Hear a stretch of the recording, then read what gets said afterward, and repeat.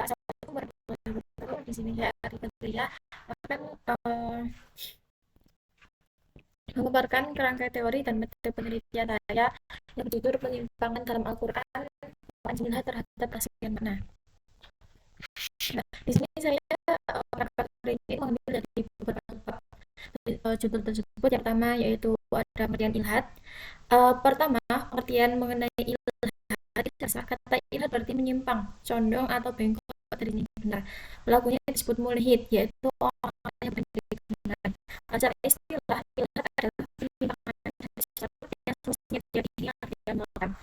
Istilah ini merupakan digunakan dan semuanya menunjukkan para penyimpangan. Beberapa bentuk kata yang digunakan antara lain yaitu yang pertama digunakan untuk menyebut penyimpangan dan menyebut nama Allah pada Quran surat Al-A'raf ayat 180, juga muncul dalam konteks tuduhan terhadap Nabi pada Quran surat An-Nahl ayat 103, dan dalam ayat-ayat Allah pada surat Fusilat ayat 40. Kemudian yang kedua itu kata ilhad yang muncul dalam Quran surat Al-Hajj ayat 25 yang menegaskan bahwa bahkan maksud melakukan penyimpangan di tanah haram saja sudah diancam dengan terjadi. Kemudian yang ketiga yaitu multahad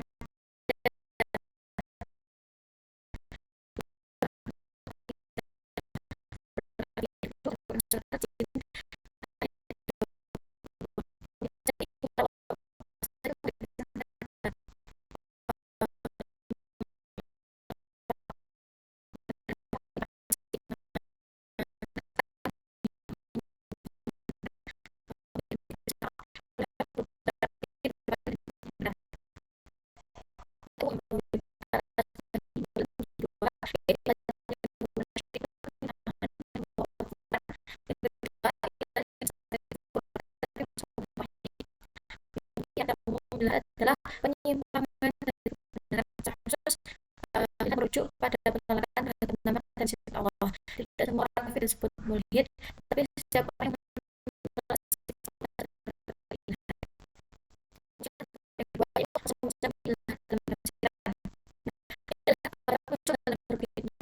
penelitian ini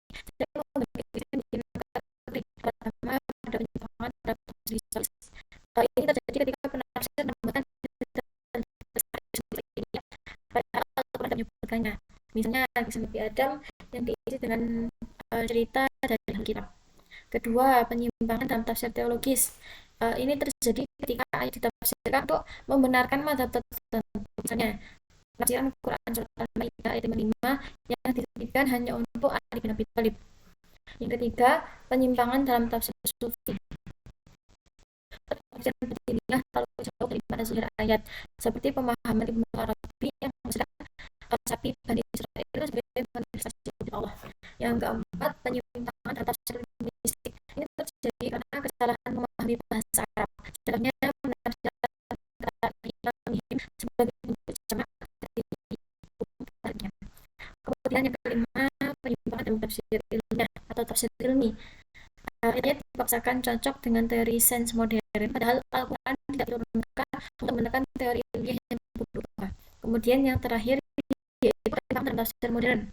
Ini muncul ketika tafsir terlalu memaksakan relevansi ayat dengan teknologi modern, seperti menafsirkan angin untuk Nabi Sulaiman sebagai telegram atau telepon.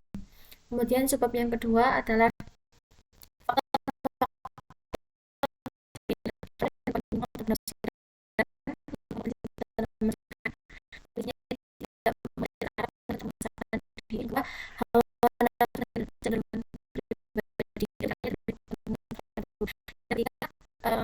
memberikan maknanya sebagai ilmuwan yang memaksakan makna ayat atau cocokologi.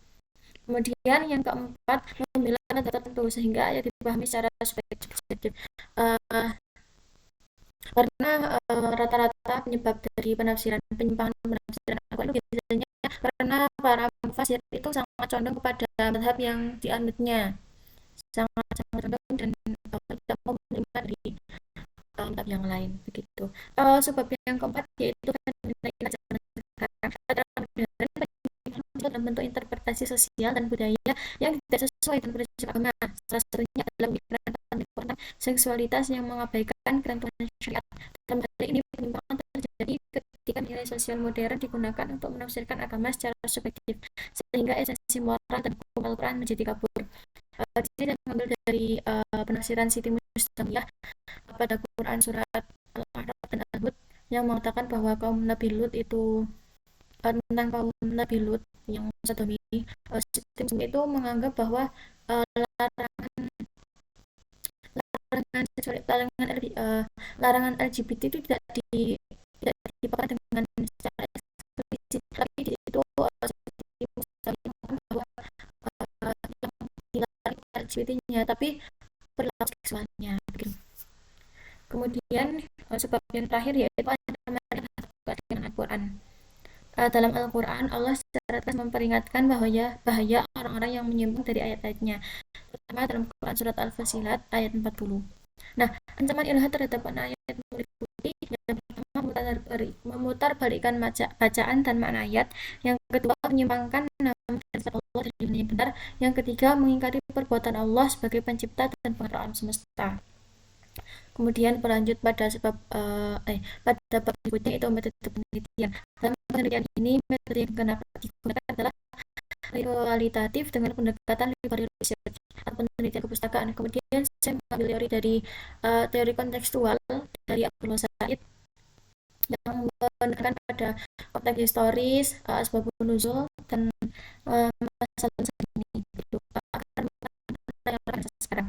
Kemudian langkah-langkahnya meliputi mengumpulkan data primer yaitu data Al-Quran yang membuat istilah ilhad, kemudian mengumpulkan data sekunder berupa atau literatur yang ada, kemudian analisis tafsir, kemudian tarik kesimpulan. Demikian paparan mengenai teori dan metode terkait judul saya penyimpangan ilhad dalam Al-Quran, ancaman keaslian makna Al-Quran. Itu saja dari saya. Wassalamualaikum warahmatullahi wabarakatuh.